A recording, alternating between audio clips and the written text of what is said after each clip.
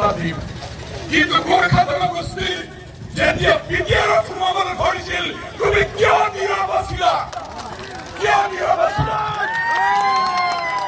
জবাব দিয়া। আজি তুমি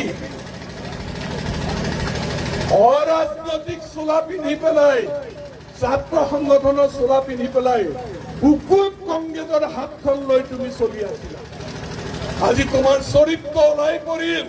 তুমি কংগ্ৰেছ চৰকাৰৰ দিনত গোৰ্খা জনগোষ্ঠীৰ মানুহৰ নিৰাপত্তা নাছিলে।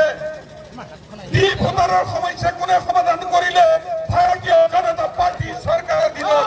আজিৰ মুখ্যমন্ত্ৰী হিমন্ত বিশ্ব শৰ্মাৰ দিনত ভোটাৰৰ সমস্যা শেষ হৈ গোৰ্খা মানুহে ভোটাৰকো লাগি চিন্তা কৰলে পৰ কৰিলে। মাটিৰ কথা মানুহে চিন্তা কৰিছিল কেনেকৈ পাম? Balipara চাইগড় tribal belt